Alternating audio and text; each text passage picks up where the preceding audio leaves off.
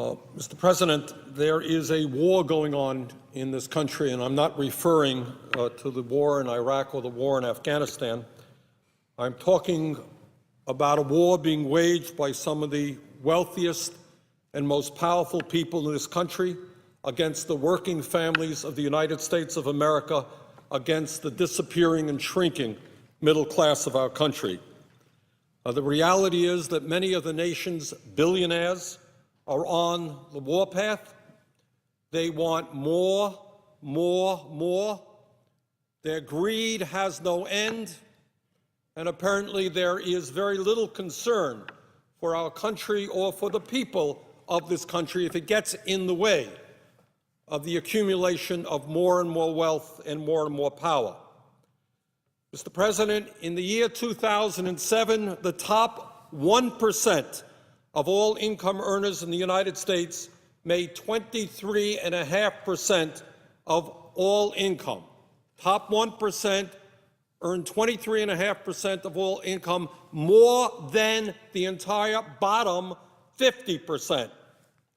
That's apparently not enough. The percentage of income going to the top 1% nearly tripled since the 1970s.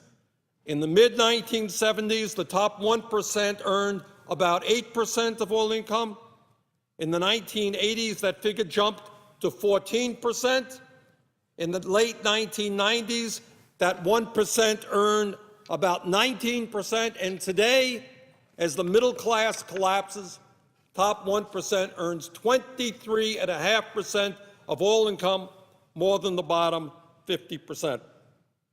Today, if you can believe it, the top 1/10 of 1% earns about 12 cents of every dollar earned in America. So we talk about a lot of things on the floor of the Senate, but somehow we forget to talk about the reality of who is winning in this economy and who is losing. And it is very clear to anyone who spends 2 minutes studying the issue that the people on top are doing extraordinarily well at the same time as the middle class is collapsing and poverty is increasing. Mr. President, if you can believe this, many people out there are angry. They're wondering what's happening to their own income, to their lives, to the lives of their kids. Since between 1980 and 2005, 80% of all new income created in this country went to the top 1%. 80% of all new income. And that's why people are wondering and asking, what's going on in my life? How come I'm working longer hours for lower wages? How come I'm worrying about whether my kids will have as good a standard of living as I've had? From 1980 to 2005, 80% of all income went to the top 1%. Today, the Wall Street executives, the crooks on Wall Street whose actions resulted in the severe recession that we are in right now, the people whose actions, illegal actions, reckless actions, have resulted in millions of Americans losing their jobs, their homes, their savings. Guess what? After we bailed them out, the CEOs today are now earning more money than they did before the bailout. Mr. President, while the middle class in this country collapses and the rich become much richer, the United States now has by far the most unequal distribution of income and wealth of any major country on earth. When we were in school, we used to read the textbooks which talked about the banana republics in Latin America. We used to read the books about countries in which a handful of people owned and controlled most of the wealth of those countries. Well, guess what? That's exactly what is happening in the United States today. Mr. President, the wealthiest people in this country, not all of them, by the way, not all of them. There are many wealthy people in this country who understand and are proud to be Americans, who understand that one of the things that's important is that all of us do well.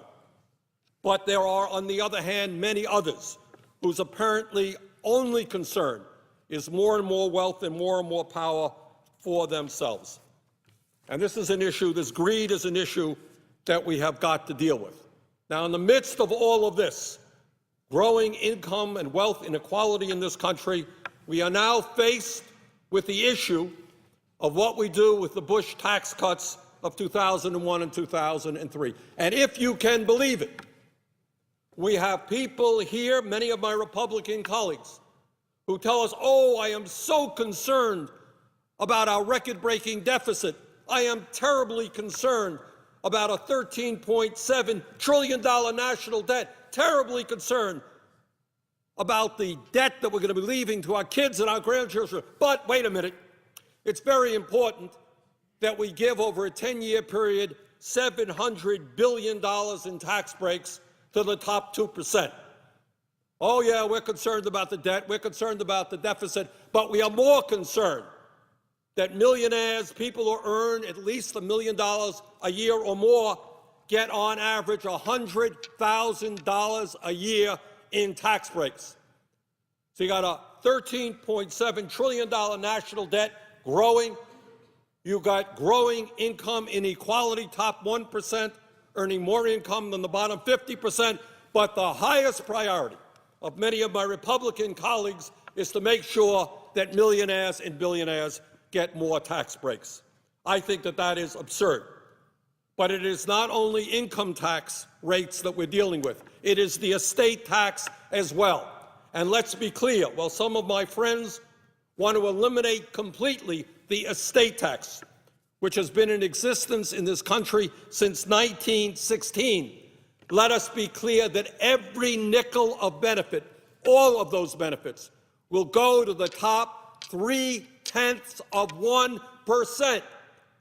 And if we did, as some of my friends would like, eliminate the estate tax completely, it would cost us $1 trillion in revenue over a 10-year period, all of the benefits going to the top 0.3%.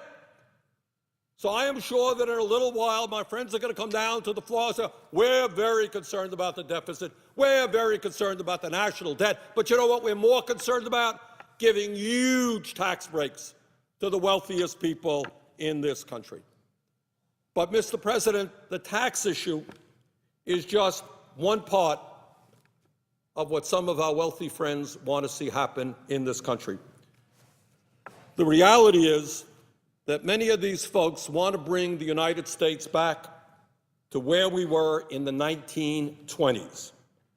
And they want to do their best to eliminate all traces of social legislation which working families fought tooth and nail to develop to bring a modicum of stability and security to their lives. There are people out there, not all, but there are some who want to privatize or completely eliminate Social Security. They want to privatize or cut back substantially on Medicare. Yeah, if you're 75 years of age and you have no money, good luck to you getting your health insurance at an affordable cost from a private insurance company. I am just sure there are all kinds of private insurance companies out there just delighted to take care of low-income seniors who are struggling with cancer or another disease. Mr. President, furthermore, there are corporate leaders out there and many members of Congress who not only want to continue, they want to expand our disastrous trade policies. My wife and I went shopping the other day, started our Christmas shopping. And we looked, and virtually every product that was out there in the store, consumer products, was China, China, and China. We seem to be a country in which we have a 51st state named China, which is producing virtually all of the products that we as Americans consume. Our trade policy has resulted in the loss of millions of good-paying jobs as large corporations and CEOs have said, why do I want to reinvest in America when I can go to countries where people are paid 50 cents, 75 cents an hour? That's what I'm going to do. To heck with the working people of this country.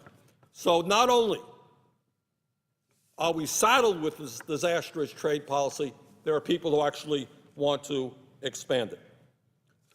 Now, one of the things that we're going to see going on is that while we struggle with a record-breaking deficit and a large national debt caused by the wars in Iraq and Afghanistan, caused by tax breaks for the wealthy, caused by an unpaid-for Medicare Part D prescription drug program, caused by the Wall Street bailout, driving up the deficit, driving up the national debt. Then some people can say, oh, my goodness, we got all of those expenses, and then we got to give tax breaks to millionaires and billionaires, but we want to balance the budget.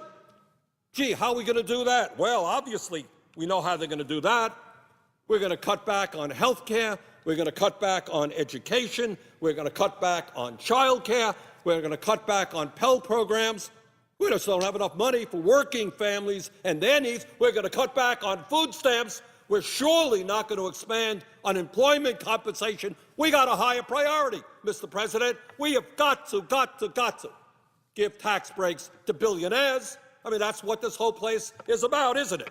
They fund the campaigns. They get what's due them. Mr. President, amazingly enough, we have our friends on Wall Street, the CEOs of the large financial institutions.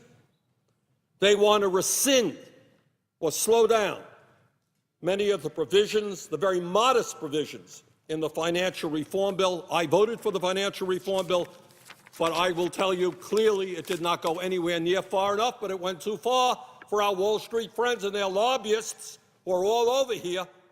And for the hundreds of millions of dollars Wall Street spends on this place, they want to rescind, slow down some of the reforms there. These people want to cut back on the powers of the EPA and the Department of Energy so that ExxonMobil can remain the most profitable corporation in world history, while oil and coal companies continue to pollute our air and our water.